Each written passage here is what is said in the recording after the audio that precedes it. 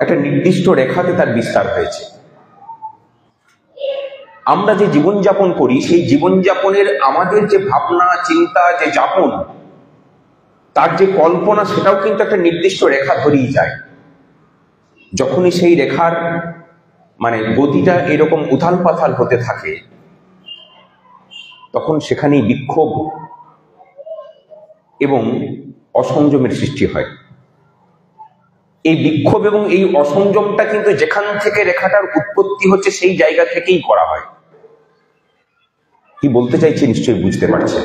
এবার এই রেখাটাকে ধরে নিন যে আমাদের রাজ্য, তার মাথায় বসে থাকা প্রশাসক নামক যে শাসক যন্ত্র, যেটা মস্তিষ্ক স্বরূপ, সেখান থেকেই এই বিক্ষোভটা জন্ম নিচ্ছে এবং সেই বিক্ষোভটা গোটা রাজ্যবাসীকে বিস্তৃত করেছে। এই যে ক্ষোভ, সেই ক্ষোভটাই কিন্তু দানা বাঁধে বিক্ষোভে। সেই বিক্ষোভ সম্মিলিত হয়ে রূপ নেয় বিদ্রোহের। এই বিদ্রোহকে যখন কোনো নেতৃত্ব এসে নেতৃত্ব দেন, তখন সেখান থেকে বিপ্লবের সৃষ্টি হয়। এই বিপ্লব হওয়ার জন্য একজন নেতৃত্বের প্রয়োজন হয়। আমার চোখে উস্তি United Primary Teachers Welfare Association পশ্চিমবঙ্গের বুকে বিগত 6 বছর ধরে সেই নেতৃত্ব দেওয়া বিপ্লবের কাণ্ডারি। এর বাইরে অন্তত অন্য কোনো কিছু ভাবে দেখতে পারি না। অনেকে অনেক কিছু বলে আখ্যায়িত করেন, আমার কাছে প্রত্যেকটা উস্তিয়ানি হচ্ছে এক একজন উস্তির সম্পদ এবং তারা স্বয়ং সম্পূর্ণ। আমি এটা বিশ্বাস করি। এই বিশ্বাসটা করি বলেই স্বপ্ন দেখি যে এই রাজ্যটা আবার ঘুরে দাঁড়াবে। আমি বাসে আস্তে আস্তে একজনের সাথে কথা হচ্ছিল, একটা উচ্চ বিদ্যালয়ের শিক্ষক আমাকে চিনতে পেরে পাশে বসে গল্প করছিলেন। আমি বললাম যে দেখুন, এই রাজ্যটাকে আমরা যারা ঘুরিয়ে দাঁড় করানোর স্বপ্ন দেখছি, খুব দুঃখের বিষয় যে আমরা যারা শিক্ষক, সে প্রাথমিকের হতে পারে, সে অঙ্গনওয়াড়ির হতে পারে, তিনি বিশ্ববিদ্যালয়ের হতে পারেন, আমাদের অধিকাংশের চরিত্রের যেটা মূল গুণ হয়ে দাঁড়িয়েছে সেটা হলো স্থাবকতা। কার স্থাবকতা করছি সেটা কিন্তু বড় ব্যাপার নয়। এর বাইরে একদল দাঁড়িয়ে আছেন যারা হয় উস্তিয়ার না হয় সংগ্রামী যৌথ মঞ্চের নেতৃত্বে কিছু মানুষজন, বাকি অধিকাংশই হচ্ছে স্থাবক। তাহলে এই শিক্ষিত মানুষ যদি পশ্চিমবঙ্গের এই স্থাবকের চরিত্রের বাস্তব রূপায়ণ হয়ে থাকে, তাহলে এই রাজ্যটা ঘুরে দাঁড়াবে কি করে? একটা রাজ্য ততটাই ভালো হতে পারে যতটা তার রাজ্যবাসী, যতটা তার নাগরিক হতে পারে। এই রাজ্যটাকে ঘুরিয়ে দাঁড় করাতে গেলে কোনো সরকার এসে জাদুকাঠি দিয়ে পরে ঘুরিয়ে দাঁড় করাতে পারে না, যতক্ষণ পর্যন্ত না আমাদের মধ্যে সেই আকাঙ্ক্ষা তৈরি হয়েছে, আমাদের আচরণের মধ্যে সেই আকাঙ্ক্ষার বাস্তবায়িত হচ্ছে চিত্রটা। এবং স্থাবকতা দিয়ে কিন্তু কোনোদিন কোনো ভালো জিনিসকে রচনা করা যায় না। এটাকে এই রাজ্যবাসীকে বুঝতে হবে। আমরা প্রাথমিক শিক্ষকরা সেটা বুঝছি বলে কয়েকদিন আগে দেখবেন পশ্চিমবঙ্গে একটা রিপোর্ট বেরিয়েছে, কেন্দ্রীয় রিপোর্ট। প্রাথমিক স্তরে পশ্চিমবঙ্গে স্কুল ড্রপ আউটের সংখ্যা হচ্ছে 0। এর কারণ আছে কিন্তু। আমাদের 4র্থ শ্রেণী থেকে কোনো বাচ্চা যদি হাই স্কুলে গিয়ে ভর্তি না হয়, আমরা নিয়মিত তদারকি করি। সেই বাচ্চাটার বাড়িতে যাই, তাকে বোঝাই, তাকে অন্তত স্কুলের দোরগোড়ায় অন্তত পৌঁছে দিয়ে আসি যে আমার হাত থেকে বেরিয়ে যাচ্ছে, তার হাতটা ধরে আমি পরবর্তী ধাপে তাকে উন্নীত করে দিয়ে আসি। কিন্তু যে নেপই দই মারে, তার আগে আরেকটা রিপোর্ট বেরিয়েছিল, কেন্দ্রীয় রিপোর্টে 8ম শ্রেণীর পর থেকে স্কুল ড্রপ আউটের সংখ্যা পশ্চিমবঙ্গে ভয়ানক ভাবে বাড়ছে। মুখ্যমন্ত্রী প্রেস কনফারেন্স করলে বললেন যে এর দায়ী হচ্ছে সম্পূর্ণ এসএসকে এবং এমএসকে গুলো, দায়ী উনি নিজের ঘাড়ে নিলেন না। যখন প্রাথমিকের রিপোর্টটা এলো, তখন শিক্ষামন্ত্রী প্রেস কনফারেন্স করে বললেন যে মুখ্যমন্ত্রীর সাধের অনেকগুলো প্রকল্প চলছে, কন্যাশ্রী, রূপশ্রী, এসব বহু রকমের শ্রীর উদাহরণ দিলেন, যে শ্রীর কোনোটাই প্রাথমিক শিশুদের জন্য কার্যকরী নয়, একমাত্র ঐক্যশ্রী ছাড়া। প্রাথমিক বাচ্চাদের জন্য চলেই না। তারপরেও কৃতিত্ব দেওয়া হচ্ছে যে ওই প্রকল্পগুলোর জন্য নাকি প্রাথমিকের ড্রপ আউটের সংখ্যাটা হচ্ছে 0।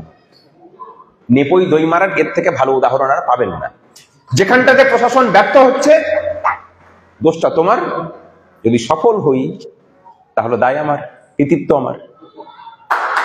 এই অহংকার নিয়ে, এই দৃষ্টিভঙ্গি নিয়ে যে প্রশাসন চলে, এই রাজ্যের শিক্ষিত মানুষের উচিত সেই প্রশাসনের সামনে দাঁড়িয়ে তার তীব্র সমালোচনাটা করা, তাকে দাঁড়িয়ে বলার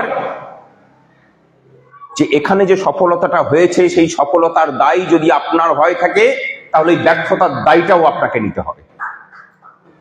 আমি মনে করি পশ্চিমবঙ্গের প্রাথমিক শিক্ষার যে ক্রম উন্নয়ন হচ্ছে তার পিছনে উস্তিয়ানদের একটা বড় ভূমিকা আছে, চেতনাগত ভূমিকা। আমরা প্রতি মুহূর্তে দাঁড়িয়ে বলি আমরা যেমন ন্যায্য পারিশ্রমিকের দাবি করি, ন্যায্য কর্মটাকেও দেওয়ার মতো পরিকাঠামো তৈরি করার দাবিটা করি।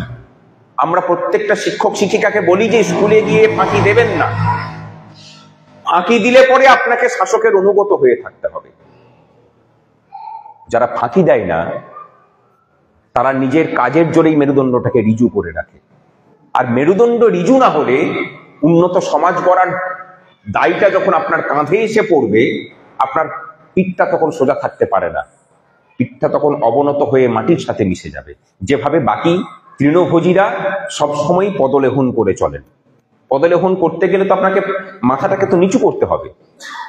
নিচু দুভাবে হয়, একটা হচ্ছে ভয়ে আর একটা হচ্ছে ভক্তিতে। এদের মাথা নিচুটা ভক্তিতে হয় না, এদের মাথা নিচুটা হয় ভয়ে, কারণ তারা সঠিক কর্মটা করে না বলে ভয়টা সবসময় জাকিয়ে বসে থাকে। এই জায়গা থেকেই উস্তিয়ান দিকে শুধু নিজেদেরকে বাঁচলে হবে না, অন্যকে বাঁচার স্বপ্নটুকু ফেরি করতে হবে গোটা রাজ্য জুড়ে। আমরা যারা ভাবছি অন্যরকম ভাবে, এই সাতগাছিয়া চক্রের যেসব শিক্ষক শিক্ষিকারা আপনারা ভাবছেন, সমাজের সর্বস্তরে আপনার ভাবনাটাকে ছড়িয়ে দিতে হবে। বঞ্চনা যেমন প্রচুর, লড়াইয়ের ময়দানও দিনকে দিন বাড়ছে। আবার দেখতে পাচ্ছেন যে 2010 সাল নিয়ে চিমটি কাটা শুরু হয়েছে। ভয় পাওয়ার কিছু নেই, আমরা নজর রেখেছি। ভরসা রাখুন, আপনাদের সম্মুখে উস্তি United Primary Teachers Welfare Association নামক একটা সংগঠন আছে, কোনো কিচ্ছু হতে দেবে না, নিশ্চিন্ত থাকুন। কিন্তু প্রচেষ্টাটা শুরু হয়েছে। আমার আমলে হওয়া সমস্ত নিয়োগে নিয়ে যখন প্রশ্ন উঠছে তখন আগের জামানাতে হওয়া নিয়োগগুলোকে নিয়েও আমি প্রশ্ন তুলব, যাতে করে 2 2 4 করা যায়। এই হচ্ছে মানে সরলীকৃত হিসেব, ভিতরের বিষয় আমি আর বলছি না। শিক্ষাকে বাঁচাতে হবে। আজকে দেখবেন বেশ কিছু জন প্রশ্ন তুলেছেন যে কলকাতার যেসব নামী স্কুল যেখান থেকে বিখ্যাত বিখ্যাত মানুষজন বেরিয়েছেন সেই সব স্কুলগুলো এখন ছাত্র শূন্য, এবং এই ধরনের স্কুলের সংখ্যা দেশের মধ্যে পশ্চিমবঙ্গে সব থেকে বেশি। এই দায়িত্ব শুধুমাত্র শিক্ষক শিক্ষিকাদের হতে পারে না, একটা সংগঠিত অপরাধ শিক্ষাক্ষেত্রে ঘটে চলেছে এবং সেটা হচ্ছে ওই 14 তলার নেতৃত্বে। রুখতে যদি হয় তবে নিজেরা বেঁচে থাকবো, শিক্ষকতা নামক পেশাটা বেঁচে থাকবে। আর যদি রুখতে না পারেন, এখন যেভাবে 8ম শ্রেণীর পরে মাধ্যমিকে রেজিস্ট্রেশন করিয়ে পরীক্ষা দিতে যাচ্ছে না, সেই প্রবণতাটা আপনার স্কুলগুলোতেও বাড়বে। পড়াশোনা করে কি হবে? ভারতবাসীকে বোঝাতে সময় লেগেছে যে পড়াশোনা করে কি হবে, আবার নতুন করে বোঝাতে শুরু করতে হবে যে পড়াশোনা করে কি হবে। পড়াশোনাটা শুধুমাত্র কিছু ভাত রুটির জোগাড় করা নয়, নিজের অন্তর্নিহিত যে শক্তি সেটাকে অনুধাবন করাটাও জন্যও পড়াশোনাটার প্রয়োজন আছে। সেটা যে সবসময় বই পড়ে হবে সেটা বলছি না, কিন্তু বিদ্যালয় নামক একটা পরিকাঠামো তো প্রয়োজন, না হলে হবে কিভাবে? এটাকে বাঁচাতে হবে, তবে আমরা নিজেরা বাঁচব। অনেকে হয়তো ভাবছেন যে আমাদের ন্যাশনাল কেসের কি হবে। খুব চেষ্টা করছে এই মাসে শুনানি করানোর, প্রচন্ড মামলার চাপ, চেষ্টা হচ্ছে এই মাসে শুনানি করানোর। তবে আশা করছি যে এই বছরের মে মাসের মধ্যে এর রেজাল্ট, পজিটিভ রেজাল্ট আপনাদের হাতেই সংগঠন তুলে দিতে পারবে। বিয়ে মামলায় আমরা পার্টি হতে চলেছি, তার প্রস্তুতি চলছে পুরো দমে। ডিএ মামলার যে পরিণতি বিগত 2 বছর ধরে হয়েছে, আমরা প্রতিবার কাউন্ট করি 1 2 3 4 করে মোটামুটি 13তম এসে দাঁড়িয়েছে, মানে শুনানি না হওয়ার আর কি। সেটা সমাপ্ত হবে, এরপর শুনানি হওয়ার কাউন্টটা শুরু হবে, এবং সেটা বেশি দিন চলবে না, এটুকু বলতে পারি। কিন্তু যতই আদালতের কথা বলি না কেন, আলটিমেটলি কিন্তু রাজপথেই নেমে অধিকারটাকে বুঝতে হয়। আপনারা যথেষ্ট পরিমাণে রাজপথে থাকেন, সেজন্য আমি গর্বিত। যে কথাগুলো সভ্যতা বলে গেলেন যে সাতগাছিয়া এবং সাতগাছিয়া পশ্চিম চক্র আমাদের গর্বের, আশা করি সেই ঐতিহ্য আপনারা বজায় রাখবেন। শিক্ষামূলক বিভিন্ন কার্যকলাপ আমাদের সংগঠন গ্রহণ করতে চলেছে, আপনাদের সহযোগিতা প্রয়োজন। শিক্ষক শিক্ষিকাদেরকে মানে শিক্ষকতার যে স্কিল, সেই স্কিল ডেভেলপমেন্টের জন্য আমরা চিন্তা ভাবনা করছি, কিন্তু সেগুলোকে করতে গেলেও আপনাদেরকে এগিয়ে আসতে হবে। আমরা চাইবো যে আপনারা এগিয়ে আসুন, বিভিন্ন ধরনের শিক্ষামূলক ক্যাম্প হোক, শিক্ষক সাংগঠনিক দায়িত্ব নেই, মানে আমরা অন্তত প্রচেষ্টাটা করি চলুন শিক্ষাটাকে ঘুরিয়ে দাঁড় করানো। আর তার সাথে সাথে যে আপদ এই রাজ্যের মাথায় চেপে বসে আছে, ঝেঁটিয়ে সেই আপদকে বিদায় করালো। আমি কোনো রাজনীতির কথা বলছি না, কাকে আনবেন না আনবেন সেটা বিষয় নয়, আপাতত লড়াইটা বর্তমানের সাথে হোক, এর থেকে খারাপ কিছু হতে পারে না। কারণ আমাদের প্রত্যেকের বেঁচে পড়তে থাকার যে অধিকার, সেই অধিকারগুলো সংকুচিত হচ্ছে। শুধু শিক্ষিত অশিক্ষিত নয়, প্রত্যেকটা মানুষের বেঁচে থাকার যে অধিকার, সেই অধিকারগুলো সংকুচিত হচ্ছে ধীরে ধীরে। এটাকে শেষ করাটা প্রয়োজন, এবং শিক্ষিত মানুষকেই কিন্তু এই সংকটের সময় বিদ্রোহের মশালটা হাতে তুলে নিতে হয়। কাজ অনেক, অভয় নিয়ে অনেক কথা বলে গেছে, আমি আর অভয় নিয়ে বলছি, আমি শুনছিলাম যে বলছিল বোধহয়।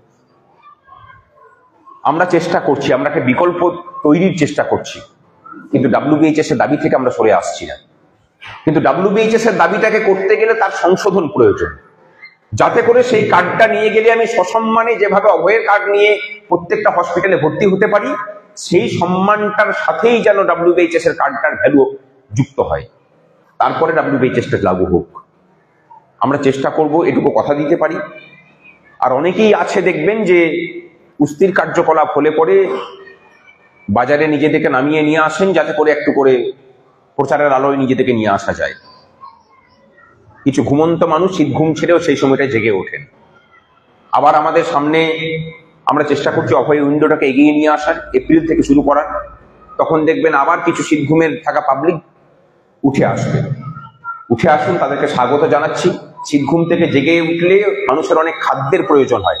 একটা গাছ যখন শীত ঘুম থেকে জেগে ওঠে, প্রচুর খাদ্যের প্রয়োজন হয়। এদেরকেও খাদ্য আমরা দেব, যাতে করে সেই খাদ্য খাদক নিয়ে তারা একটু সক্রিয় থাকতে পারেন। তারপরে আমাদের কাজকর্ম শেষ হয়ে গেলে আবার তারা যাতে শীত ঘুমে চলে যেতে পারেন, সেই ব্যবস্থাও করব। এর কারণটা হচ্ছে একটাই, আমরা ক্রমবর্ধমান। তার কারণ হচ্ছে একটাই, আমাদের যে চলার পথ, সেই চলার পথের মধ্যে কোনো ফাঁকিবাজি আমরা রাখি না, কোনো মিথ্যা কথা আমরা বলি না। মাইক ধরে বলছি, আমাদের চলার পথকে নিয়ন্ত্রণ করার জন্য পিছনে কোনো রাজনৈতিক দল বা শক্তি নেই। আমরা আমাদের পথটাকে আমরা সক্রিয়ভাবে নিয়ন্ত্রণ করি। আমাদের যা কিছু কার্যকলাপ, তার মধ্যে কোনো অসততা নেই। কোথাও সংগঠনের শিক্ষকদের পয়সা নিয়ে আমরা চুরিচাপাটি করে নিজেদের ধন সম্পদ বৃদ্ধি করব, মাইক ধরেই বলছি, এই কথা গোটা রাজ্য জুড়ে কারোর নামে বলতে পারবে না। এই সংগঠনটা সেই রকমই সংগঠন। সেই কারণেই এখনো পর্যন্ত বুক উঁচিয়ে রাজ্য সরকারের বিরুদ্ধে লড়াই করে টিকে আছে। বাকিরা তো সব শুয়ে পড়েছে, বিরোধী পরিসর কোথায়, সব তো শেষ। আমরা কিন্তু এখনো সগর্বে এবং সদর্পে টিকে আছি নিজেদের ঐক্যের জুড়ে। কোথাও যদি সাতগাছিয়া চক্র বা এই অঞ্চলে কোন শিক্ষকের উপরে উস্তি করার জন্য কোন আক্রমণ নেমে আসে, গোটা রাজ্যের উস্তি তৈরি আছে, নিশ্চিন্ত থাকুন, আপনার পাশে গোটা পরিবার আছে। প্রথম প্রতিবাদটা আপনারা করবেন, তারপরে বাকিটা আমরা বুঝে নেব। সেটা ময়দানে হোক, সেটা কোর্টে হোক, ভয় পাবেন না, নির্ভয়ে থাকুন। সাথে আছি, পাশে আছি, রাজপথ মুক্ত আছে আপনাদের প্রতীক্ষায়।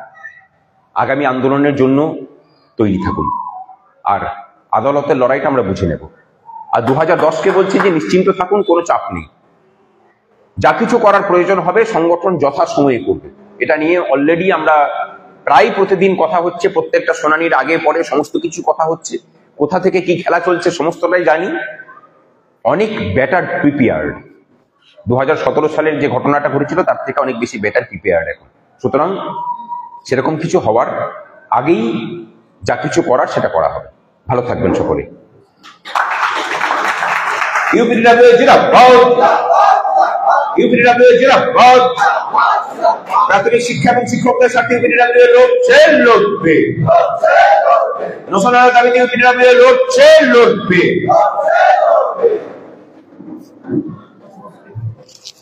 না ঠিক আছে,